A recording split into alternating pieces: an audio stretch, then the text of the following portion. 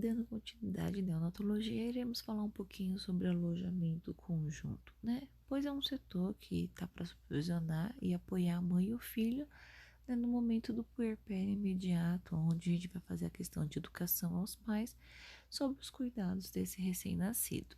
As ações que vão ser desenvolvidas no alojamento conjunto, nós temos que integrar todo o cuidado e assistência à mãe e ao recém-nascido.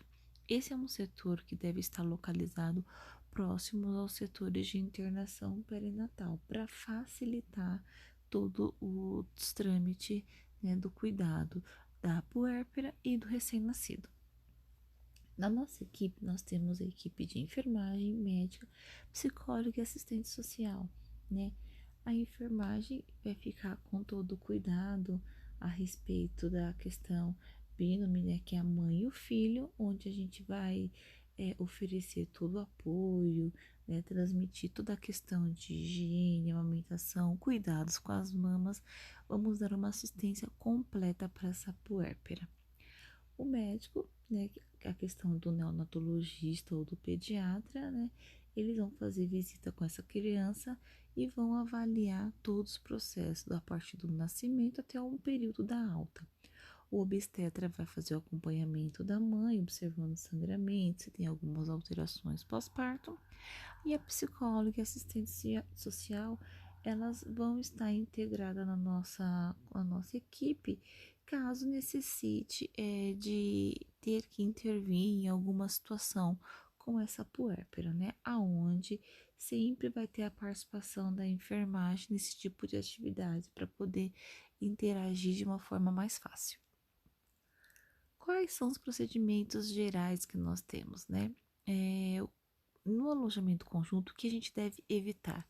Mães com doenças infecciosas são aquelas mães que precisam de isolamento, então eu não vou alocar essas mães junto com uma mãe que acabou de ter um bebê, né? Algumas mães com complicações obstétricas graves, mães psicopatas, pois correm o risco delas cometerem algum incidente, tanto com o bebê como com as mães, né? Puérperas pós-parto, pois pelo trauma, então nós não vamos deixar elas alocadas junto com as mães no alojamento conjunto, vamos colocar num quarto separado. Mãe de natimortos também, nós não temos esse costume de deixar junto com aquela mãezinha, pois aquele cheiro do bebê faz ela lembrar daquele processo que ela teve em todo o momento da gravidez, né? E mãe de recém-nascidos mal formado, para não ter aquela questão de olhares, né, de questionamento. Então a gente tenta privar um pouquinho esse tipo de mamãe, tá? No momento da alta, o que eu preciso saber no momento da alta dessa criança, né? Que o cartão deve estar totalmente preenchido com todos os dados do nascimento. Peso, perímetro cefálico, que a gente fala que é as medidas antropométricas, tudo o que aconteceu com ele, quais são os exames que foram realizados, eu vou colocar as tipagem sanguínea, as primeiras vacinas que foram realizadas, né? E a gente também vai realizar um exame físico nesse recém-nascido para saber se ele está saindo de alta com tudo certinho. Vamos orientar a mãe sobre a importância dela acompanhar esse bebê com o pediatra, a questão do aleitamento materno, né? Vamos orientar a importância da limpeza do coto umbilical, né? E, se possível, em algumas unidades, a gente já consegue agendar a primeira consulta com o pediatra. Vai depender muito da unidade de cada hospital. E quais são as assistências que nós temos, né? O atendimento ao recém-nascido vai iniciar sempre na sala de parto, como já conversamos nos outros temas, né? O médico está prevenido pela enfermagem em questão do nascimento de todas as crianças, né? O que vai acontecer com a enfermagem? A enfermagem vai fazer todo aquele processo de identificação dessa criança, né? Nós vamos dar todos os cuidados necessários, vamos sempre ofertar, fazer com que essa criança fique próxima à sua mãe, para ela poder ter aquela facilidade de alimentar o seu filho, né? O pediatra vai olhar todos os exames, vai avaliar as condições clínicas desse recém-nascido, vai observar se tem algo a ser feito, se tem se as condições que essa criança se apresenta está na melhor possível, né? Vai entregar para a mãe, né? Todos vai dar todas as informações necessárias. Ele vai receber essa criança quando sai da sala de parto de uma forma mais flexível, né? Vai alocar esse bebê de uma forma que ele não venha correr nenhum risco, pois o nosso intuito é trazer benefícios tanto para a mãezinha como para o recém-nascido também, né? É da responsabilidade do médico, do pediatra, do neonatologista fazerem a ligadura do cordão, né? Que a gente fala a respeito da laqueadura do cordão. Isso é da responsabilidade do médico. E ele também precisa avaliar a vitalidade desse bebezinho, né? Caso precise de uma reanimação, ele que vai conduzir todo o processo. Quais são as classificações que nós temos aí dos recém-nascidos, né? Nós temos os prematuros, os de termos e o pós-termos, né? Essas classificações elas são utilizadas para a gente avaliar esse recém-nascido conforme a sua idade gestacional. Então, os prematuros, nós temos a classificação que eles são abaixo de 36 semanas, né? De 37 semanas. Então, 33, 34 até 36 semanas. Crianças de termo, a gente fala que é de 37 semanas até 40, 41 semanas. E criança pós-termos é uma idade gestacional acima de 42 semanas. Temos também os prematuros extremos, que são aqueles de 25 semanas, que vão até 32, 33 semanas, tá? Então, essa é a nossa classificação de recém-nascido. E nós temos também, quando está associado o peso e a idade gestacional, a gente vai avaliar o crescimento intrauterino. Então, quando essa criança ela está grande para a idade gestacional, a gente chama ela de GIG.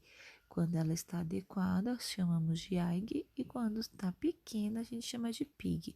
Como a gente faz essa avaliação? Através da curva do crescimento intrauterino. Se essa criança está acima do percentil 90, a gente vai considerá-la como GIG. Abaixo do percentil 10, é uma PIG, que ela é pequena para a idade gestacional. Se estiver nessa faixa, ela está adequada para a sua idade gestacional, onde não está sofrendo nenhuma alteração, o seu crescimento está normal, né? E aí, quais são os cuidados específicos que a gente vai ter? Porque a gente, no retardo intrauterino, a gente pode ter por vários fatores. Pela mãe ser fumante, ter várias gestações, apresentar sangramento que não para no segundo semestre, no segundo trimestre, uma mãe que consome álcool, droga, tem uma desnutrição materna, essas crianças podem vir a ter algum retardo de crescimento, tá? Então a gente tem que observar todos esses fatores que têm alterações para a gente avaliar qual é o quadro, o que causou, o que levou com que essa criança viesse a ter esse tipo de alteração. E aí, falando sobre cuidados específicos do recém-nascido, nós vamos falar um pouquinho das crianças do recém-nascido de baixo peso, né? Que são todas aquelas crianças que a gente considera com peso inferior a 2 quilos, né? 1.800, 1.700, a gente vai começar a considerar a criança baixo peso, né?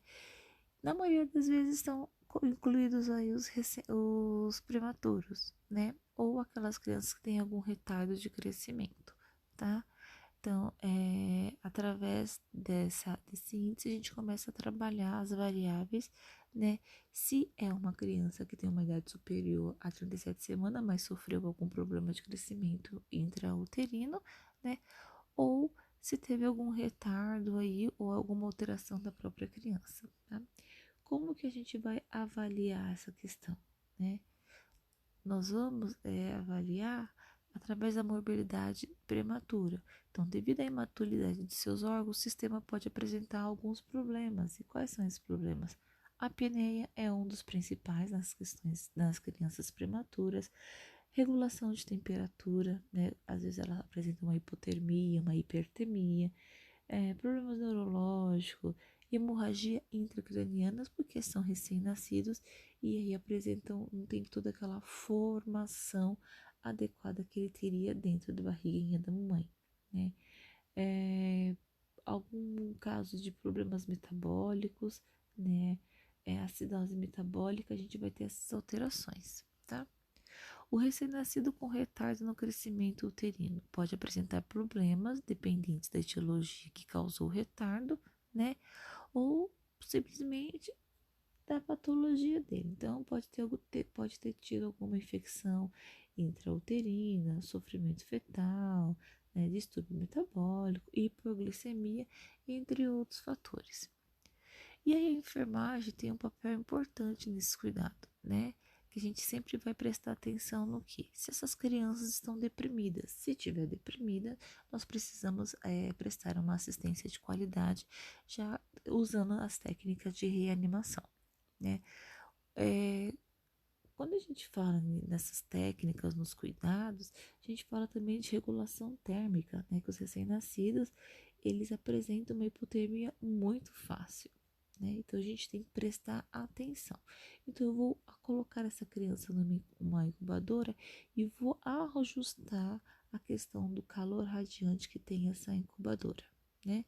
E lembrando-se que essa temperatura corpórea dessa criança tem que estar em torno de 36,5, né? Passou mais que isso, 37, a gente já começa a se preocupar. A questão de apneia, como já dissemos, a partir do momento que a criança ultrapassa 20 segundos, tendo uma parada respiratória, uma ausência da respiração, né? A gente já começa a observar, porque ela pode apresentar uma cianose, um ataque cardíaco, né? E essa cianose pode ser localizada ou generalizada. Então, a gente vai observar. Nesse momento, provavelmente nós vamos precisar ofertar oxigênio para essa criança, mas sempre com cuidado e por ordem ou prescrição médica, tá? Problemas metabólicos que a gente pode ter nessa questão, né? Podemos ter uma hipoglicemia, uma hipercalcemia, hiperbilirrubina e nutrientes do prematuro, né? Na hipoglicemia, o que vai acontecer? Nós vamos ter uma diminuição do processo glicêmico desse paciente, né? Então, vamos ter que fazer uma infusão de glicose a 10%, né? E alimentação de todos os recém-nascidos com leite materno, caso tenha condições de se alimentar também, porque não são todos os recém-nascidos que nascem e já têm condições de se alimentar, né? Nós temos a hipocalcemia, pode ser por motivo de iniciar uma alimentação antes do tempo, pois todas as crianças têm um tempo adequado para iniciar. A hiperbilirrubina, nós vamos prevenir o que, gente? A questão da bile, a questão desse paciente não vir a ter a icterícia, né? Caso também ele receba uma alimentação precoce, pode apresentar uma hiperbilirrubina, tá? E os prematuros têm uma proporção maiores de ter e ficar um tempo mais prolongado, né? Utilizando a fototerapia.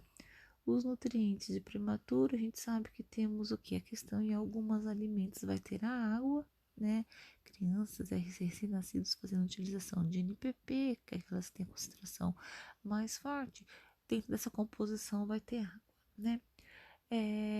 O tipo de alimento que a gente vai estar ofertando para essa criança, né? Vai depender das condições clínicas e dos parâmetros que ela esteja. Não vamos poder administrar. E é o médico que vai supervisionar e fazer todo o cálculo necessário, né? Então, ele vai observar qual é o volume, né? Sempre vai ser de 1 a 2 ml por quilo, essas crianças vai ter. O leite materno sempre vai ser a prioridade, né? Só em casos de mãe com HIV, hepatite, que a gente faz a suspensão da oferta desse leite materno. A técnica que nós vamos utilizar são sempre a técnica de sucção e deglutição, né? Sempre observando se a criança tem essa questão, né? Temos o meio de gavagem também, que é onde a gente utiliza para fazer a maioria das alimentações das crianças que se encontram na UTI neonatal, né, é feito através de uma seringa. A gente passa uma sonda na criança, a gente vai observar se tem resíduo gástrico ou não, né, e a gente vai injetar essa dietinha através de uma seringa, né, e esse leite acaba descendo por gravidade. Temos tanto a intermitente como a contínua, né? A intermitente, na verdade, a gente vai deixar fluir em questão da gravidade, mas a gente vai deixar ela pendurada no suporte de soro, né?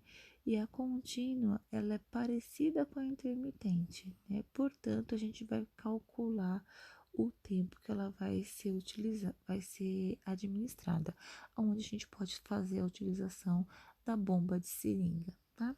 Temos o fluidoterapia, que será feita através sempre de glicose a 10%, pois é o tipo de medicação que a gente utiliza nas crianças. Nós não utilizamos glicose 5% no recém-nascido. Então, a gente vai poder colocar alguns eletrólitos nesse sorinho a 10%, né? Vamos tomar cuidado o quê? Com a questão do horário dessas crianças, né? Que elas vão se alimentar, se foi suspensa essa dieta ou não, se essa criança apresenta distensão abdominal, né? Vamos prestar atenção também se está apresentando alguma cianose, as fezes está diferenciada. São todos fatores que fazem com que a gente preste um pouquinho de atenção. E aí temos as técnicas corretas de ofertar, de ensinar essas mães. Nunca vamos fazer uma tesoura no dedo, em si fazer o C para fazer a sustentação no momento da amamentação, né? Nessas imagens vocês visualizam a forma de fazer a gavagem, né? Porque o leite desce conforme a gravidade.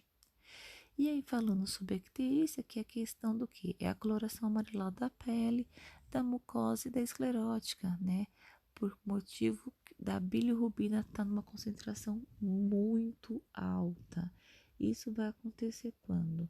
Né? As causas, às vezes, pode ser por obstrução intestinal, né? Prematuridade, atresia biliares, entre outras doenças, né?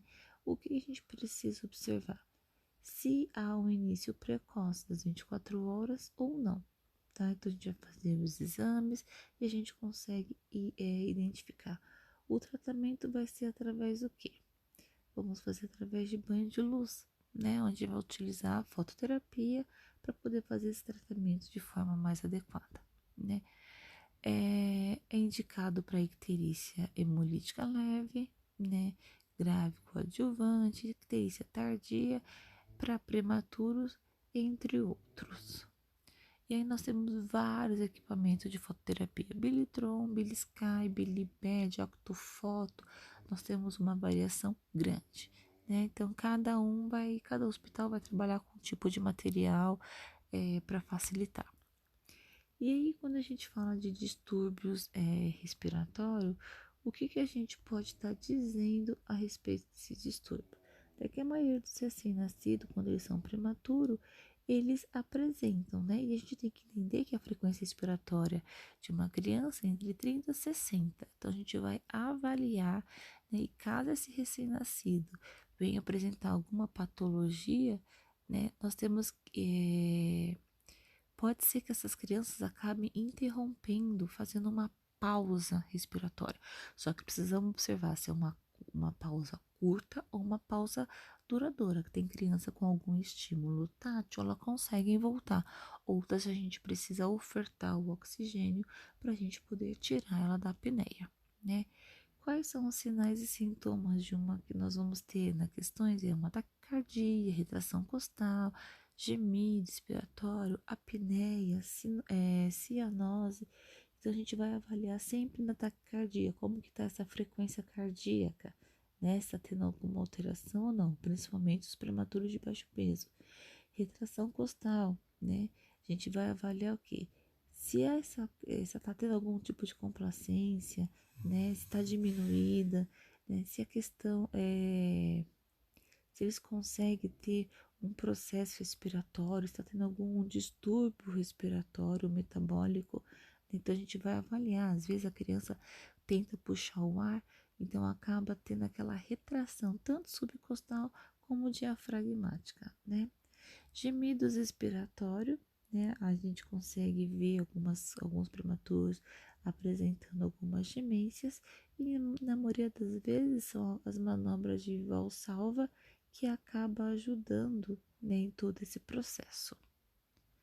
Temos também a apneia, como já falamos, que é uma pausa, né, que ela pode ser duradoura ou lenta, e a gente vai observar. Temos a cianose, que a gente vai ver a questão de saturação abaixo de 35, se começar a apresentar outras alterações do parâmetro, a gente tem que ver se é uma cianose localizada ou generalizada, e se tiver ocorrendo tudo isso, sempre prestar atenção à questão no momento da oferta do oxigênio, pois lembrando que o oxigênio é uma medicação e pode trazer vários riscos e danos para esse recém-nascido.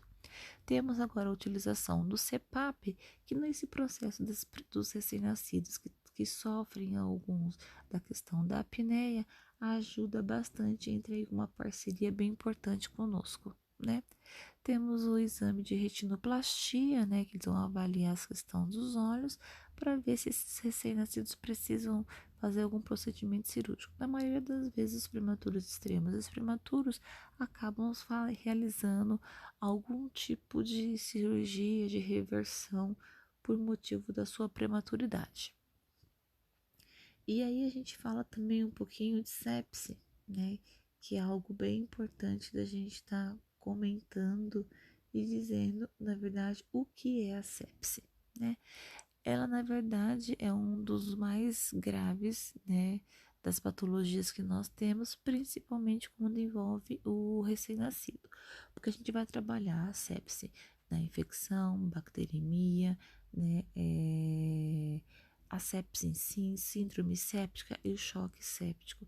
Lembrando que na infecção a gente sabe que é o quê? Que existe, né, algo inflamatório, presença de algum micro-organismo. Quando a gente fala de bactéria, a presença de bactéria onde? No nosso sangue. Quando a gente fala a questão de sepse, né, nós estamos mostrando a nossa resposta inflamatória, como o nosso organismo está respondendo. A síndrome séptica, ela está sempre associada a alguma disfunção de algum órgão, né? Uma hipotensão, algo que vai nos dizer, algum sinal vai estar nos mostrando. E o choque séptico, né? Que na verdade ele está associado com as anormalidades que essa criança vai apresentar, né? Então é um dos casos mais graves que a gente tem o entendimento de que já não tem nada bom por aí. Temos também a questão do impertigo, que é uma infecção de pele, né, por questão bacteriana, que ela tem, as causas pode ser por micro-organismo, né. Quais são os sintomas que ele vai apresentar? Algumas pústulas espalhadas pelo corpo, né, e a gente vai diagnosticar como? Através de exames laboratoriais, né.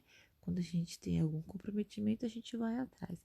Vamos isolar esse paciente, vamos fazer um banho adequado para ele, né? Então, ele não vai se misturar um pouquinho com as outras crianças. Então, esse é um pouco das imagens do impertigos que a gente tem. Como já falei para vocês, a questão do tratamento.